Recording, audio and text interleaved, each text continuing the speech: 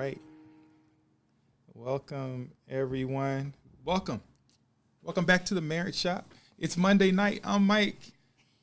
This beautiful woman here, this fine thing, this is Wendy. You're in the Marriage Shop, y'all. Welcome.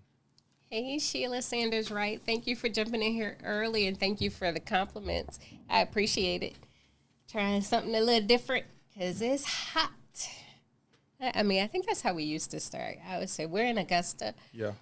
But we used to say we were in Evans. We Yeah. are not in Evans, Georgia anymore. We are in Augusta, Georgia, and it is hot. Yeah, it is. It is. I mean, this is ridiculously hot. Like, this is summertime. For some places, this is as bad as it gets. Now, if you're in Texas, Florida, Arizona, places like that, then okay, fine, I got it. Because y'all like, man, out here in Texas, don't tell me about 99 degrees.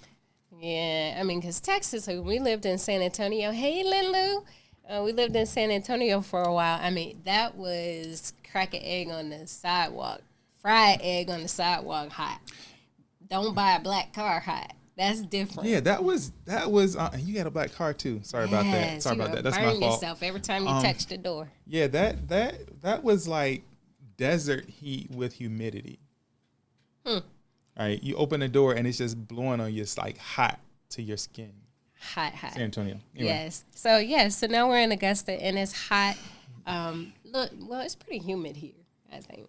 Oh, yeah. Relatively speaking. It is. It's high humidity. We're renowned for that. Oh, okay. I call it subtropical climate, but it just depends. I mean, I don't know. Can palm trees grow anywhere? No. Do they need a subtropical climate?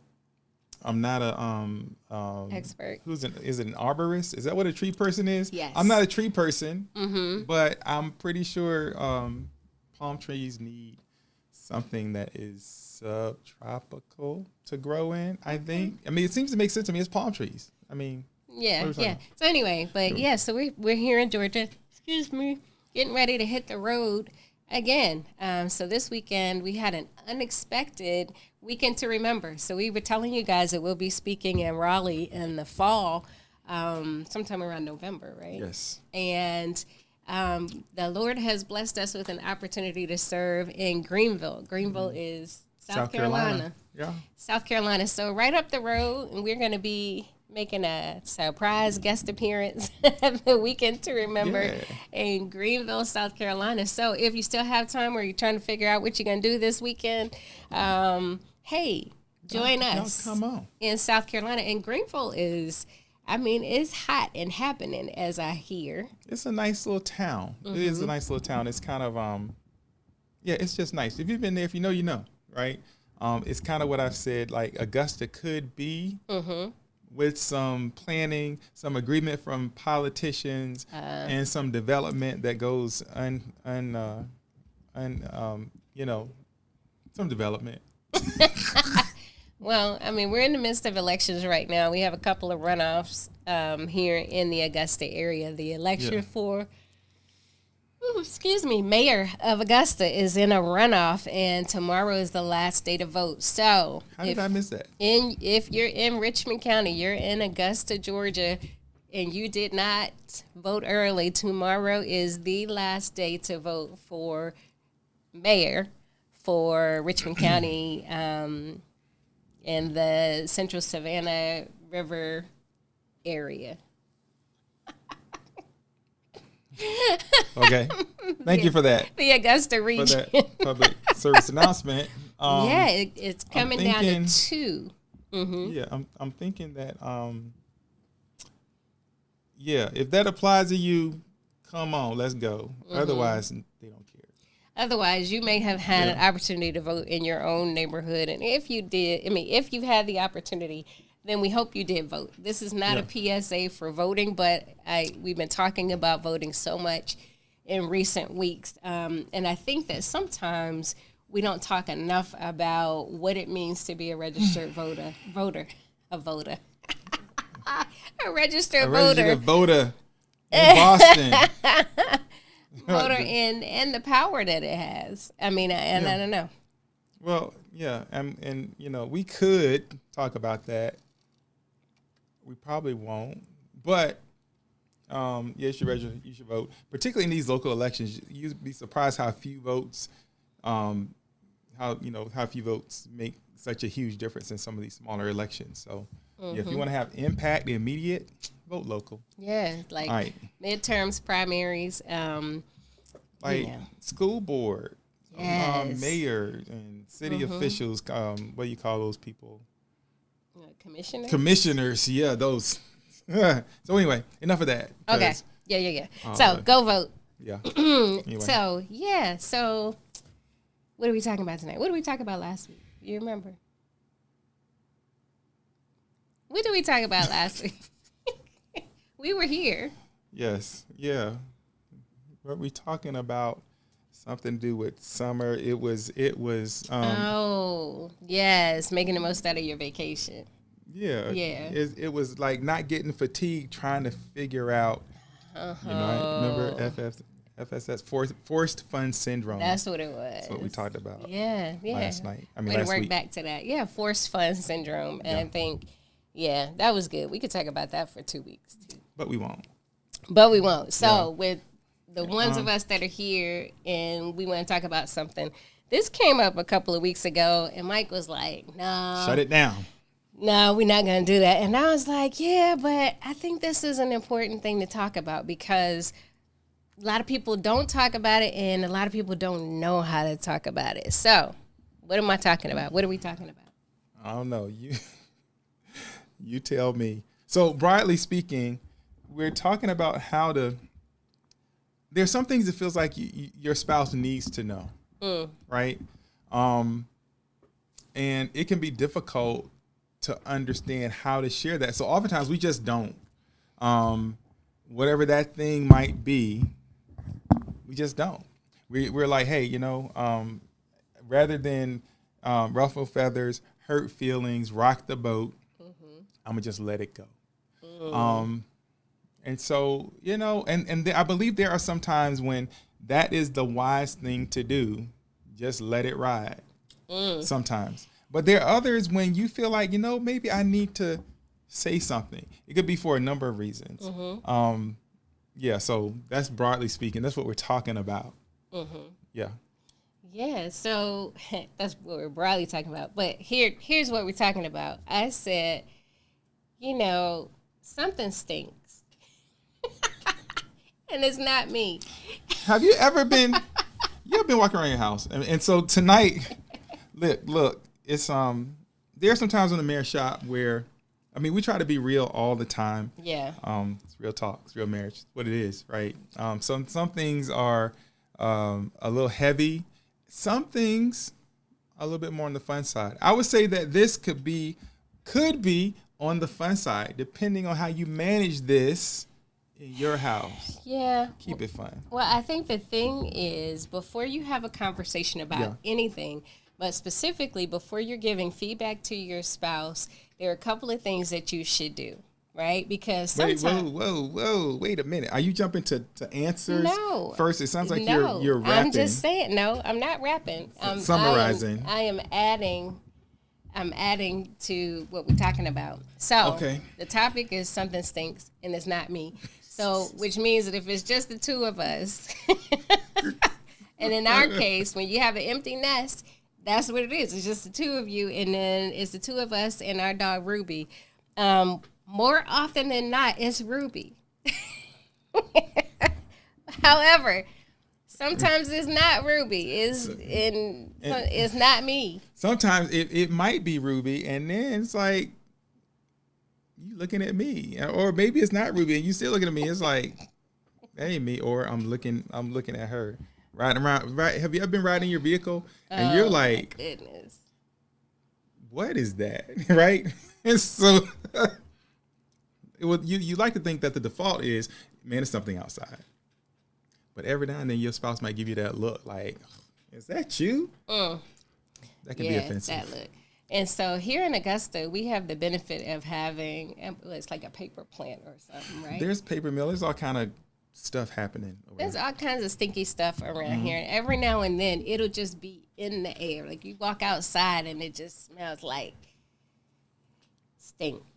And but I don't know. What is that paper mill smell? What is that? Is it like a sulfur? There's a process in pulp, and I don't know. There's probably some paper scientists on here that can answer that question. I don't know. Okay. I just know that paper mills are notoriously bad, but that's not what we're talking about, because I'm pretty sure you've never like walked outside if you're in the vicinity of a paper mill and thought, ugh, what did you eat? I'm pretty sure that probably does not happen. Well, I'm just saying, I'm trying to give some people an out. So here's the thing. When you notice something about your spouse, partner, longtime committed relationship person, and you like, man, if their breath stinks, let's just start at the top. Oh, you just keep going further. Right? Because I mean, there's some. Okay, you want to start at the bottom? Nah, I mean, you start where you start. Go ahead. We'll start at the bottom. No, start where you started. Go ahead. Okay. You're there. We have ripped the Band-Aid off. Band-Aid's gone. Let's go. We'll start at the top with breath. Mm-hmm.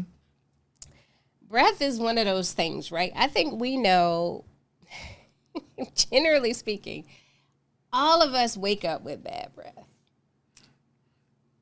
Generally speaking. You don't think that's true? Yeah, that's probably true. I mean, there's a whole industry that's designed to address that. I'm just like, I don't think I do. I think I'm good.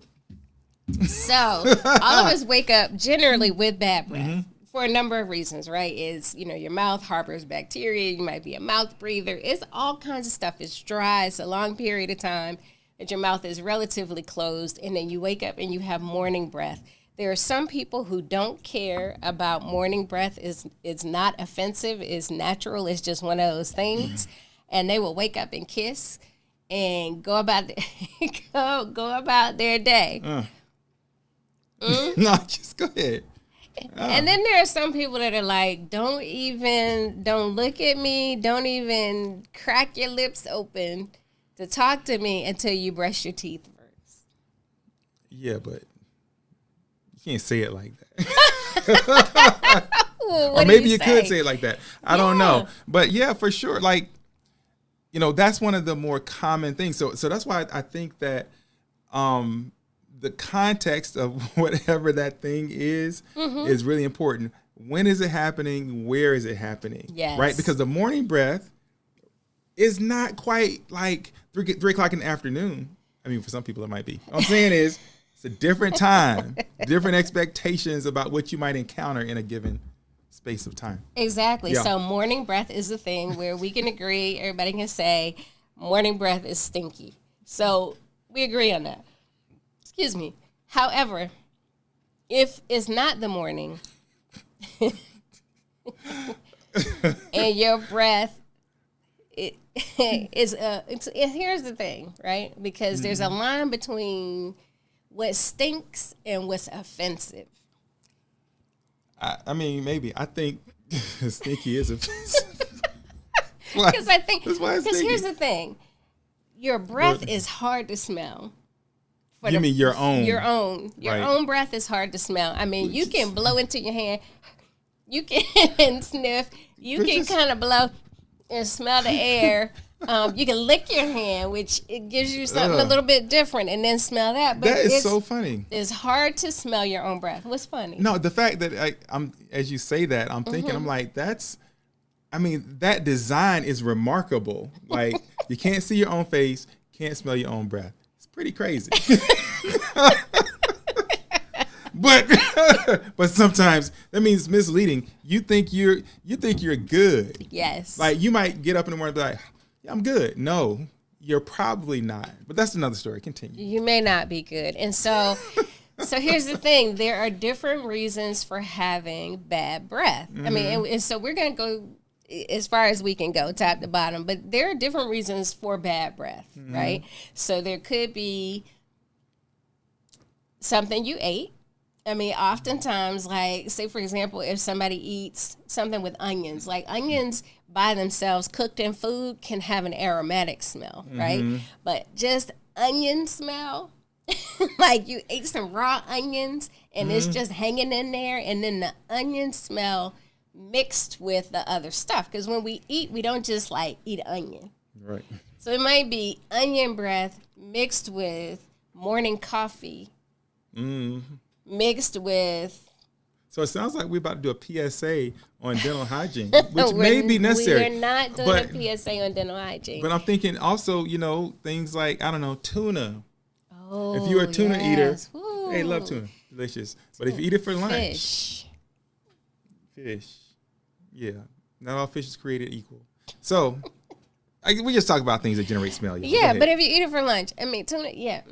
So, kimchi, those types of things really have a very strong smell that some people find fine and aromatic, and some people find it offensive and stinky. I'm just saying. And so we could just start with those because that's easy, something that you ate, or you've been sitting somewhere for a long time with your mouth closed. Or open. I don't even know. Open. The thing is, over time, whether your mouth gets dry or you ate something or whatever else, our breath changes throughout the day. Just like our weight changes throughout the day. It seems like you're dancing around. I'm just saying, okay. You're dancing around the topic. Here's the thing. Go ahead. How do you then, if, you're talking to your spouse? Because here's the thing. We're talking to other people. We're like quick to be like, or we back up. Or we hold our head down, or we hold our breath. So a whole lot of things we do when we're in garlic. Thank you, Sheila. When we're in conversation with somebody and we're getting hit with all their breath, it's just like.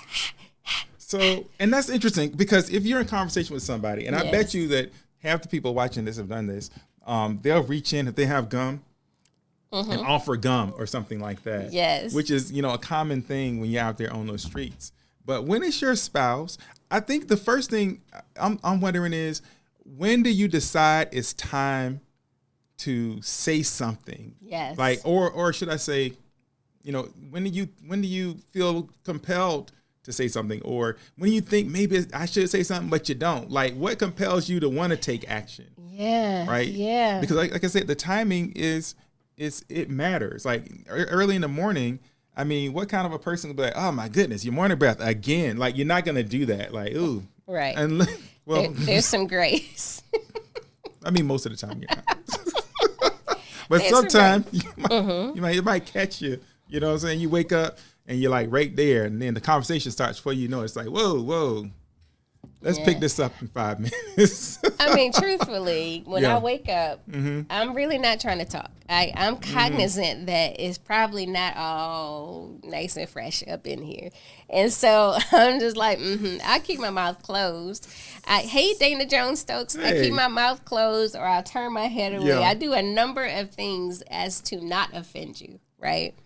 However, and we've talked about this before, which, I changed. I thought about what you told me when you did your research. But I am a person who generally, I get up and I will eat breakfast and then brush my teeth. Mike is a person who gets up, brushes his teeth before he does anything else, before he eats. And so then you showed me some more research. So years ago, he was like, babe, I just want you to have teeth when we get old.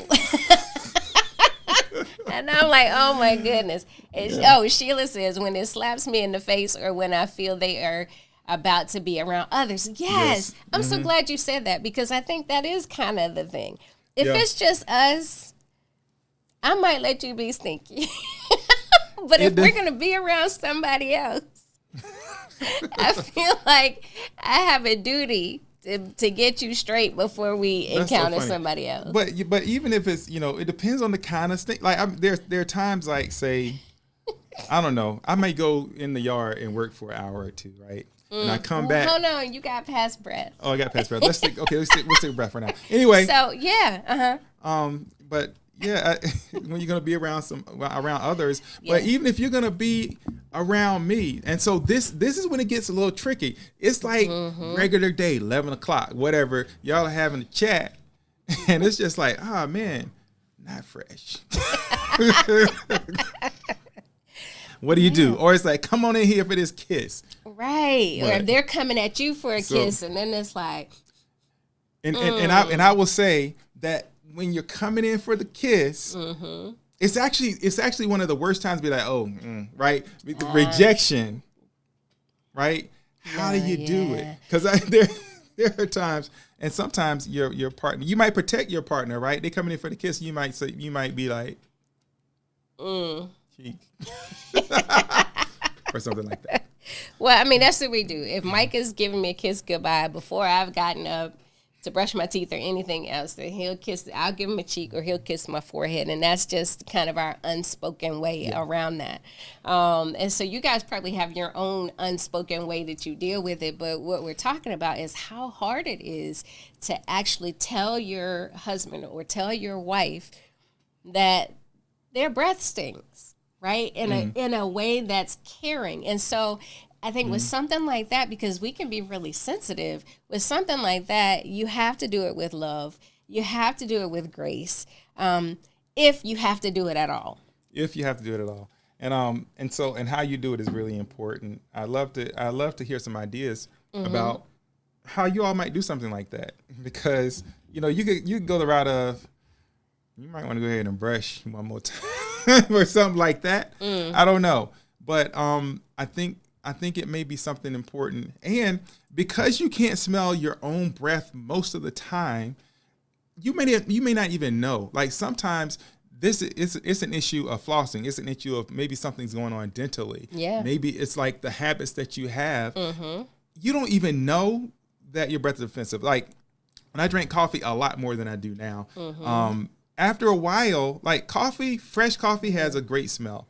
Like old coffee in your breath, it does not. No, it doesn't. And it's like bitter. Ugh. Yeah, and I didn't even realize that was lingering until Wendy was like, yo, smells like old coffee. Or she'd be like, you had coffee today? That's my sign. Yes, that is true. I'm like, oh, okay. Like she can still detect that. Exactly. So I need to go and address that. It's 5:00. You had coffee this morning. It's still kind of lingering. Some things just kind of stick with you. But admittedly, it's hard. It's hard to just say to the other person, your breath stinks. Because we care about their feelings. And then we also don't want them to hurt our feelings. There's something about, even though it's the truth and even though it's to help, it's something about it that might just get you in your feelings a little bit. How you do it, it does matter. Like we were talking about this before we went on. Monica said, like, make a joke out of it, right? And so I think that's a really effective way, particularly if it's something that y'all talked about before. I think the setup is really important. The setup is really important. Listen, let's agree. And matter of fact, we're going to invite y'all tonight. We're going to give you an opportunity to open that door. Yes. When it may be awkward to otherwise open it. But just have a conversation like, listen, if you're detecting something offensive, here's how this needs to go. Yeah, I think that's a great conversation to have, right? Yeah. Here's the way that I would like to receive it from you, or that I believe that I can. Yeah. Or let's come up with a way that we let each other know where we're checking, right? I mean, because, truth be told, like if you're a celebrity or something, you actually have somebody you like, check your teeth, check your breath. It's all that stuff. Not all those celebrities have Some of them do. To do the breath check. But wouldn't it be great if your husband or wife could be that person for you? Where you could be like, hey, am I good? Yeah. Anything in my teeth, which often is like it's something in my teeth. Because there's always something in my teeth. My teeth are so close together. 9 times out of 10, I have something in my teeth. And it's just like, So if Mike stares at me for 2 seconds longer than he normally stares at me, I'm automatically thinking there's something on my face. What's wrong? You start adjusting. I'm like, whoa, slow down. Like, let me check my teeth first. That's funny. And so anyway, this is the person that I want to find me attractive. This is the person that I want to look at me with loving eyes. So then I have this complex about, hey, I want to present my best self to you. So that makes it hard. So if you're telling me something, then I kind of take it like, oh man, this is something that's kind of a flaw or a chink. Hey, Orchid Love, true to you. Thank you for coming back at Byron Jackson. Straight to it. Brush your tongue. Let me tell y'all something. Now, however you came up, if you didn't come up realizing, the critical nature of brushing your tongue, then we're inviting you right now to go ahead and do that. Brush your tongue, y'all. Yeah. So I used to think that everybody just did that by default. It's how I grew up. Really? Yeah. And then we went out. We met, and somebody who remained unnamed, but remember it was like, brush your tongue. What is that? I'm like, nah. You need people from a different culture sometimes. Well, and culturally, there are different hygiene practices. So we're not even getting into that. But if you and your spouse are from two different cultures, kind of like what we depict on our post, that can be a thing, right? That can be a thing. Yeah. That could be a thing. But if you're not, and it's just me and you and breath, then we have to find a way to say it with love and receive it with love. So Orchid Love, True to You says, I missed last week's episode. I'm going to listen to it. I'll reply on the next one. Yeah. Hygiene is critical. It's natural to want to stay attracted because your spouse is taking really good care of their hygiene. Floss, brush your tongue every time. Brush your tongue. Every time you brush your teeth. Swish with natural breath sterilizers and coconut. Oh, snap. You putting it all in there. Coconut. Oil pulls, natural soaps, and deodorants and natural moisturizers are excellent to maintain attracting cleanliness. It sounds like somebody about to put an ad up or something. So, I know. Look, I love attracting cleanliness. What a way to say that. Yeah. Mm-hmm. And so, and this is not it's not a hygiene class, but the floss, man. Because if you wait a few days and you floss, you will find that floss has an aroma, right? And that aroma finds its way. It feels like you brush your teeth and you're good, but nah. Like, go ahead and floss too. But my regimen is rinse, floss, brush, rinse again. Yeah.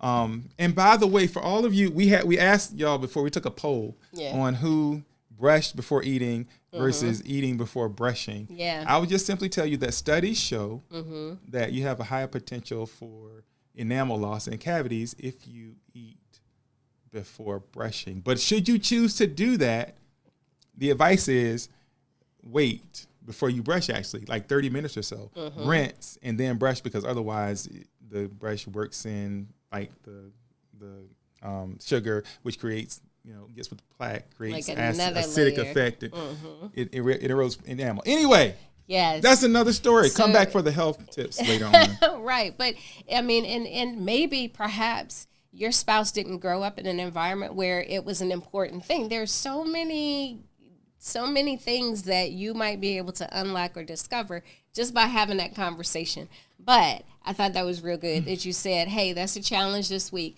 How do you have a conversation about how you would like to be told that your breath stinks or whatever? So, I mean, we started with breath because that's an easy one. But the truth is, as a nurse, I can tell you that your breath tells on you. Sometimes, I mean, like if you have kind of a fruity, stinky smell to your breath, that can sometimes be ketones.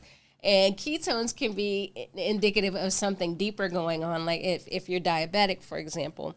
Were you about to say something? Well, I was going to say, can you tell them like what that smell is when you're smelling ketones? That's what I said, like a stinky sweet. Stinky sweet. It's like almost like a syrupy smell. So if you think it's light syrup, stinky sweet kind of smell, then that could indicate ketones on your breath. But we're not doing a class on all the things it could be. But it hit me though on something that I hadn't thought of in terms of the ability, if you made it a practice to maybe not mention things like that, then you may not actually bring that, you might not bring their attention to that. And so you might miss something that's actually very important. Right. From a health perspective. Right. And that's the point that, I guess that's the kind of side point that I'm making.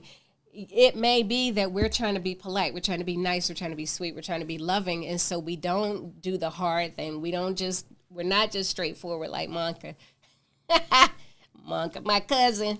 Hey, cuz, straightforward and just telling for a number of reasons, but we hope that you are. And so like you, she says, I'm straightforward, just tell me, please. I'd rather my husband tell me instead of someone else. And that's what we say until they tell us. And something happens where it's like, well, what do you mean? What do you mean my breath stinks? Your breath stinks.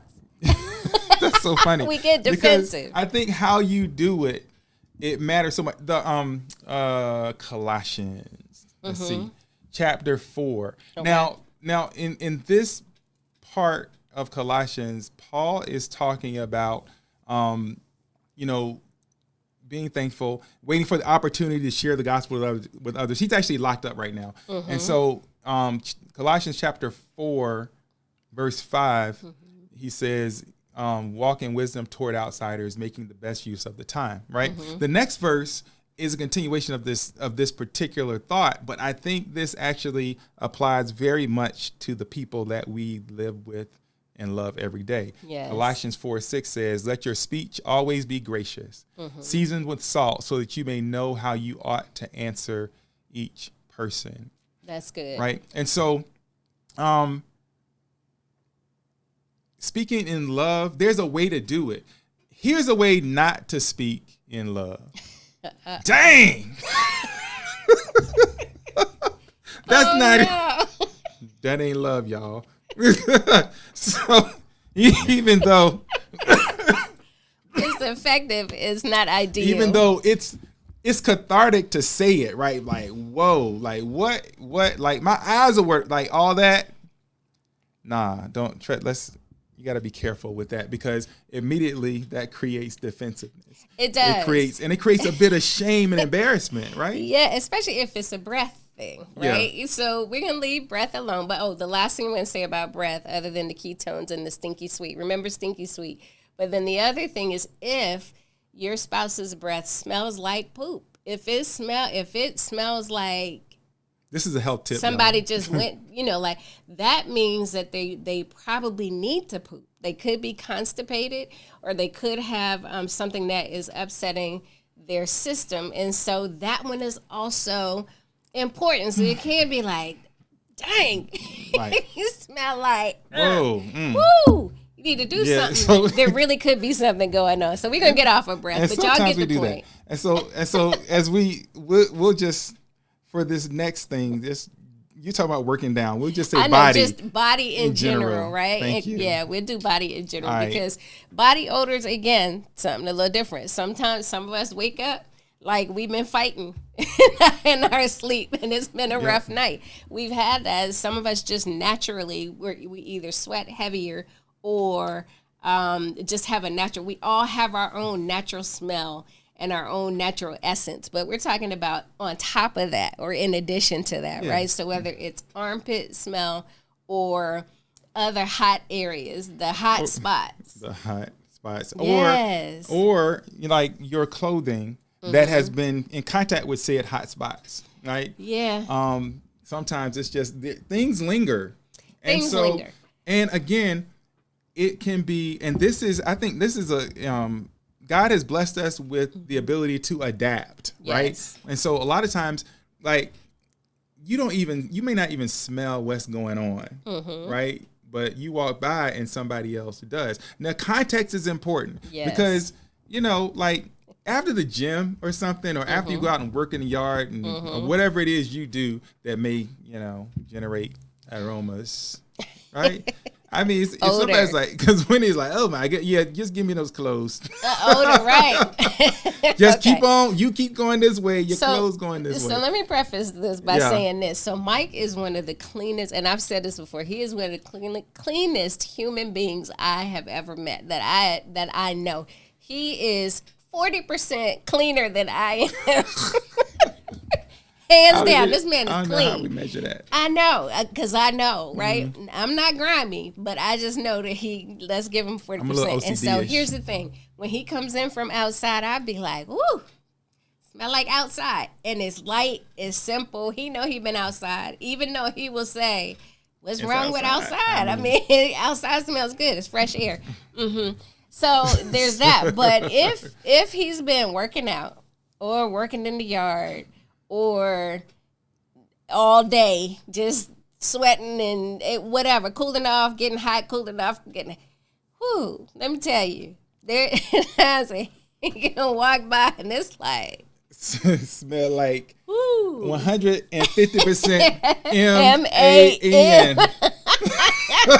There's no question. So I love the stuff that you're putting in here. So BJ said Hal and Jen. Talking about halitosis and gingivitis. Those are not your good friends. I thought he had tagged somebody. Halitosis is usually has an underlying medical condition. It's bad breath. Gingivitis, your gums, and not caring for your gums can also have its own smell. So thank you for that. Orchid True Love, you are on it. Love true to you. I always say true love. Eat greens, then brush your teeth. Greens, and then gut biomes. Yes, and so some of us suffer with gut bacteria that can sit and it can become stagnant. So all those things can affect our breath.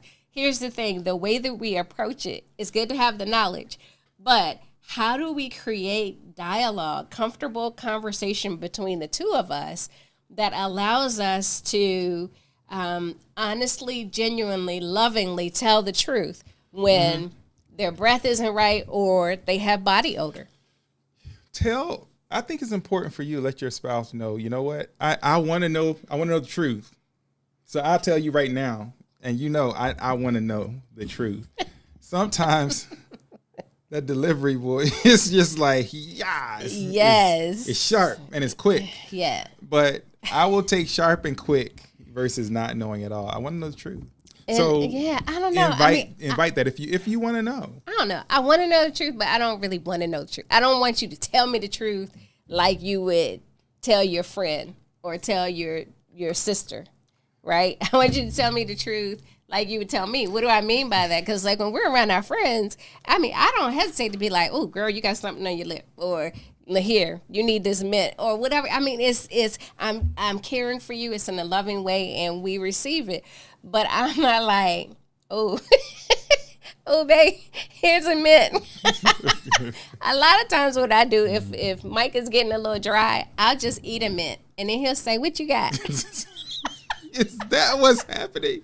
He'll say, and I say, oh, you want one of these? That's so funny. I didn't realize that was if happening. I eat a mint, we eat a mint. That's how it goes. The frequency of the mint offerings increased lately. But all kinds of things. Medications, for one, can not only just change the odor in your mouth, the smell of your breath, but it can also be excreted through your skin. So medications are another thing. And it's like, man, some things we just don't know unless somebody else tells us. I mean, and how many of you smell somebody is smelling like chicken noodle soup, and the first thing you do is you smell it, and then you check it. Is it me?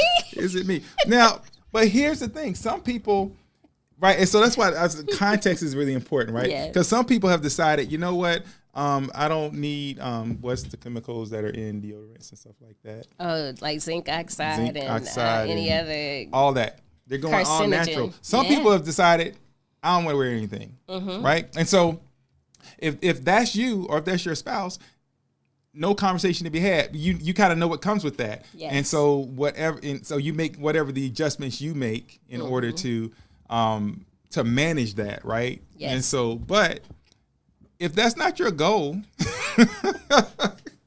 then you might want to know, like, because it's crazy breath.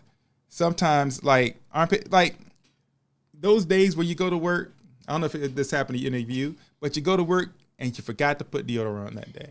Ooh. And you're sitting there like, something ain't right. Yeah. And then, but if you were around your spouse, they would probably picked it up a little quicker than you would. That's true. Yeah. That's true. But I'll tell you, when I can feel my armpit stick to my body. Mm-hmm. When I feel it stick, I'm like, oh, dang, I must have forgot to put on deodorant.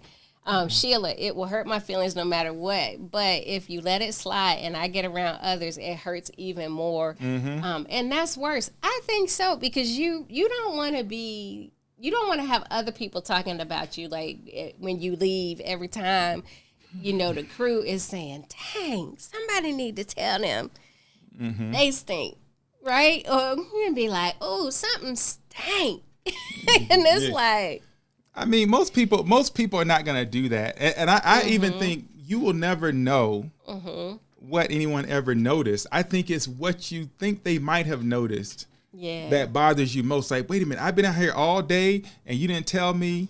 I had this thing on my face. You didn't tell me, like, and so I think I would suggest that most people are there with Sheila in terms of, hey, let me know. in some way, shape, or form. Yeah. Right. And sometimes it can be difficult to have those conversations because there's going to be a little bit of hurt no matter what. And that's why whatever conversation you have, and this is, I mean, we're kind of having a little fun with this tonight, but whatever it is, make sure that it's all covered in love. Yes. Like sandwiched in love, wrapped in love. Yeah. Right? Yeah. And so because if you're like a hypercritical person and you don't share that love on a regular basis, then it's going to be perceived very negatively. Yes. Right? No matter what. And I mean, at the end of the day, nobody likes to be criticized. I don't care who you are. You may say, hey, bring it. I can take it. That's not the point. The point is that none of us really likes to be criticized because it's someone else giving you feedback about yourself that you may or may not be ready for. And that's why it hurts. But here's some things to consider as you share the truth in love. So go ahead. What? I was going to say, how would you, where do my ashy knees fit in this conversation? Oh, my goodness. Right, because I can see your knees and you can't. It's pretty funny. And so, I mean, that's... Dryness is a whole, we could talk about, we'll talk about dryness another night. But body odor. So again, if they choose to go for a more natural smell and a scent, then let's have a discussion about it, because there are a lot of people who are like, okay, I know that's natural, but that's not, you weren't doing that when I met you, right? So you can't go from, wearing deodorant and perfume and body spray to nothing. And we didn't talk about it. And now all of a sudden it's like, I smell, you smell different. I'm doing Is something. This the goal, doing right? something a little different. Let's talk about it though. Let's have a conversation about it. So body odor, that's really important, because here's the thing, and let's just get real with it as we travel down the body.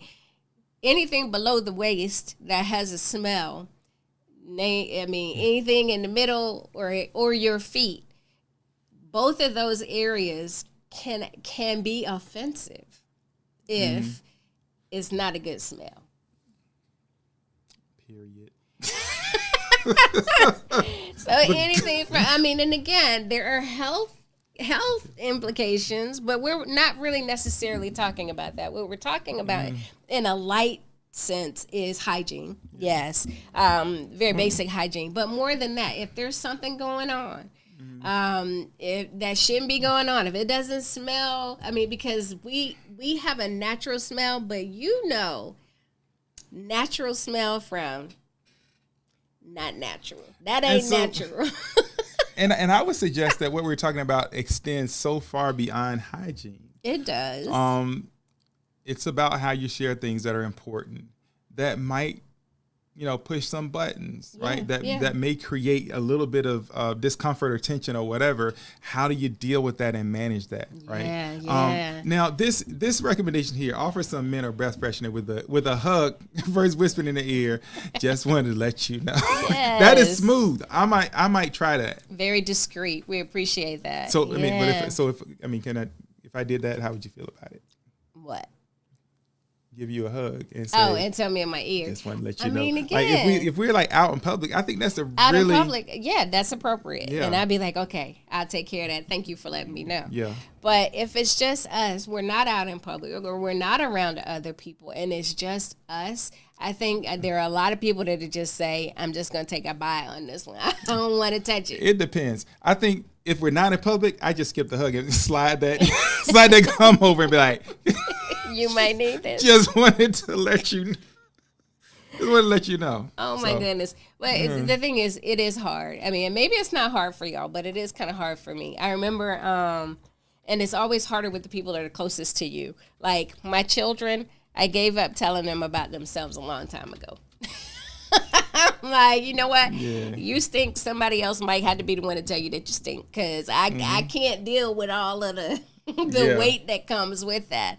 And so that's just something else to consider. But we're talking about husband and wife, and we're talking about just having that basic conversations. And some of you, we're just real cool. We just keep it straight. We talk to each other. We are always 100% honest, but what we're talking about is sometimes even being 100% honest and keeping it real, the blunt truth can sometimes be a hurtful truth. And so if there is something going on, and what you don't want is to create an environment where the two of you can't discuss anything about your personal hygiene or your smells, and it has to go to somebody else to get to you. Yes. You don't want, your husband to be afraid to tell you something don't smell right. And so then he has to talk to his mom, who then talks to her daughter, who talks to your sister, so that your sister can tell you because he didn't want to hurt your feelings, those types of things. And so you're right. We're talking about something stinking or something stinky, and it's not me. But the crux of it is having good, honest, open, loving conversation and communication. Yes. Yeah, gentle conversation. Yes. Tell people that they stink the way that you would want to be told that you stink. Right. Gently. This right here. Not gentle. Not subtle. Oh my goodness. I'm just saying. Or, so because we kind of talked about that. Farting. Oh my gosh.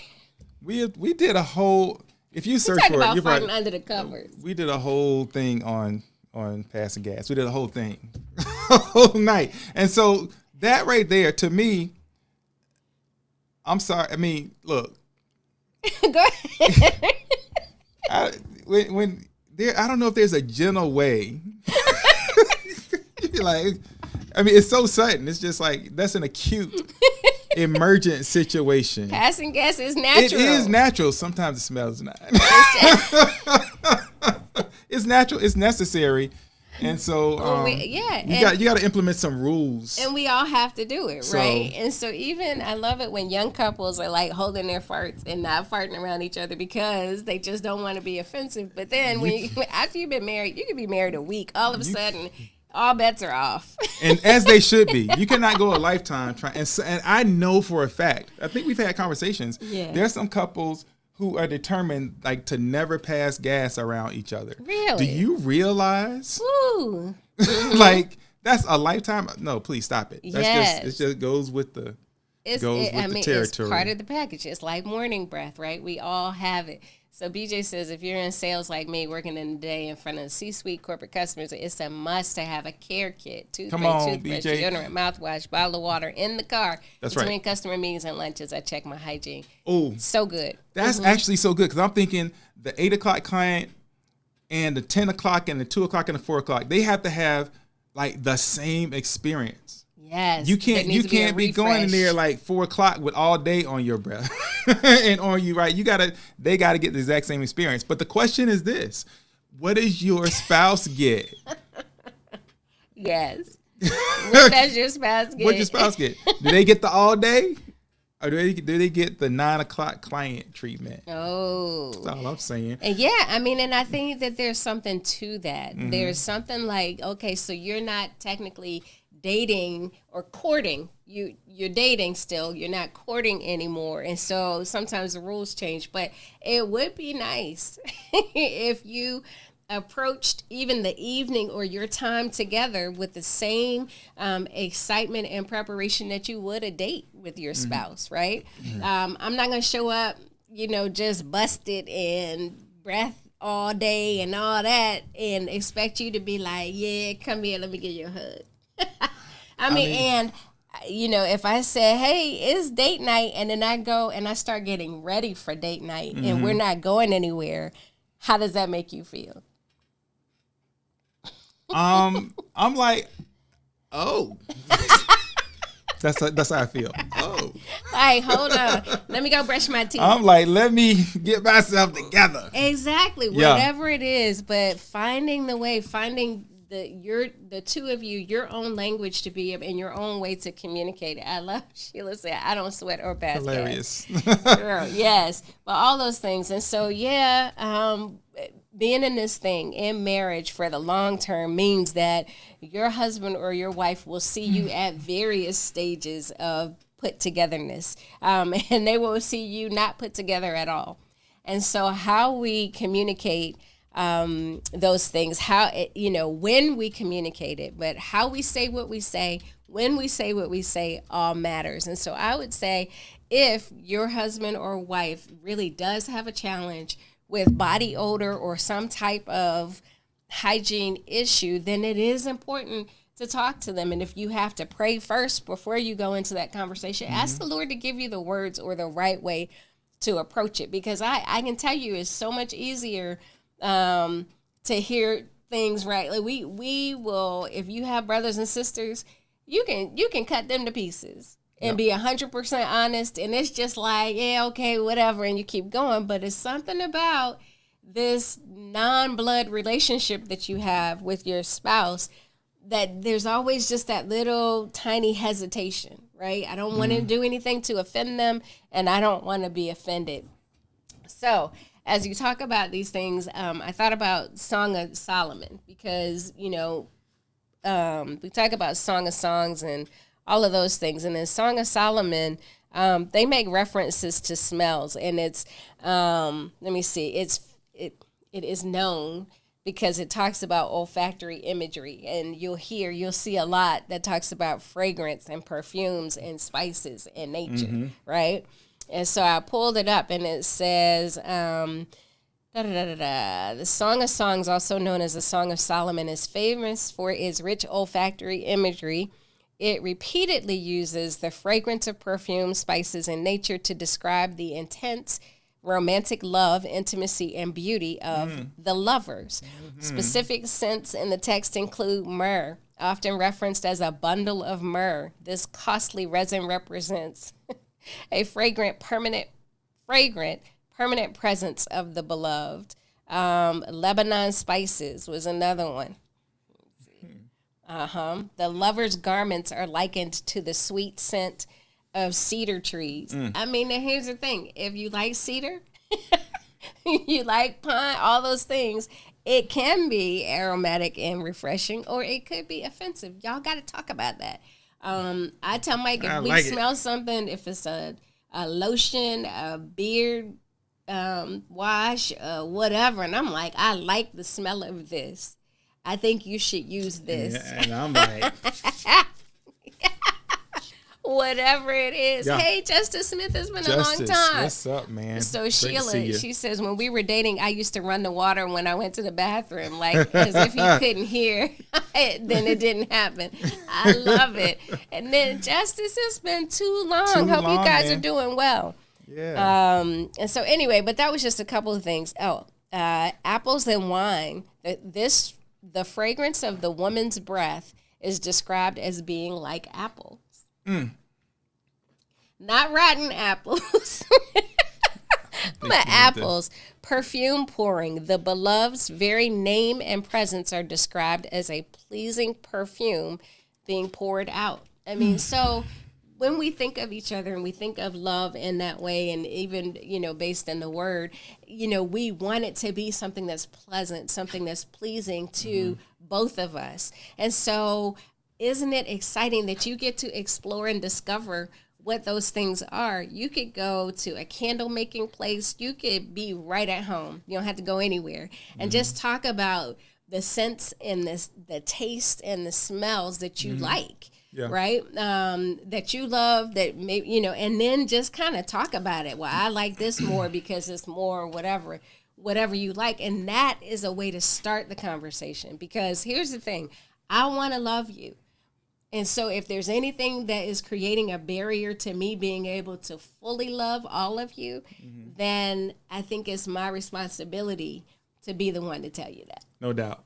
And so given, I appreciate that, by the way, and I try to receive that. But given what we're talking about, some of y'all might, you might change some things up. And that's cool. But make sure you talk about the fact you're going to change some things up, because if stinky is your thing, but now you coming around, you fresh all the time, that's feeling brand new. Yeah. And it's like, hold on. Could be a red flag. Why you all brand new? So do that. Here's another important thing to consider. We're talking about smells, right? Your olfactory bulb, right, where your smells and everything's processed, they're plugged directly into your emotional center. right? That's why when you smell certain things, boom, it takes you back to holidays at home, or it takes you back to your favorite dishes, favorite things, favorite places. It's why you're in the doggone movie theater, you smell something. It's just like, that's a familiar smell. I love it. I need it, right? There's something about smell. Somebody can walk by in a store and you just kind of walk through where they just walked. And if it's like a really great smell that you like, it's like, wow. Yeah. You would take that in. You remember those moments when it's a good smell, right? Yeah. In the same way, when it's offensive, you remember those moments. You begin to make these associations. Yes. So what types of associations do you want to make? What type of memories do you want to make? What type of reaction do you want when your spouse enters the room, or when you enter the room to your spouse? Yes. So I mean, hey, what can I say? Have fun talking and learning and discovering and sniffing something about that. Each other. Something about that. I thought it couldn't get worse. All right. Oh, it's all good. Anyway. Our time is up. But yes, so, we made light of it. But, it's one of those things that's important because we want to love well. So let's pray. Heavenly Father, we just, we thank you tonight, God. We just ask that you fill us with your Holy Spirit. We ask that you give us the words and the posture and the love and the humility to treat our spouses well, to communicate well, to share things that are important, God, and to perhaps not share the things that are not important. Help us to have judgment, discernment about what to say, when to say it, and how to say it. And we'll be sure to give you all the honor and the glory, God, all the praise. We ask that you bless every home here, every couple, every married couple represented. And we just ask that you help them to be a shining example of your love for us here on earth. Pray these and all blessings in Jesus' name. Amen. Amen. All right. Amen. What you doing? Okay. We still alive, right? Hey. Leave that dog alone. Right. Yes, Skippy. Get in there. I mean, maybe. You want to do that with caution? Anyway. All right, y'all. Oh, gracious. We are out of here. We're out of here. Love y'all. And we will see you. Will we see them next week? Yes. We'll be back from Greenville. So, last minute weekend to remember, if you're trying to go Greenville this weekend, Greenville, South Carolina. And then if not, we'd love to see you in Raleigh in November, or any of the other weekend to remembers. The marriage conference. That's if you're, trying to invest in your marriage in that way. Otherwise, we'll see you next Monday. Word on the street is that the hotel's already sold out for the Raleigh event. Oh, that's November. It's crazy. The event registration, there's still openings, but hey, anyway, we'll talk about that later. Love y'all. All right, good night. Oh yeah. Oh yeah. Oh yeah, it's your boy JC. I'm in the mood, love, yeah. Lately I've been constantly thinking about you, babe. You drive me crazy, yeah. And girl, I want this, got me all up in my feelings.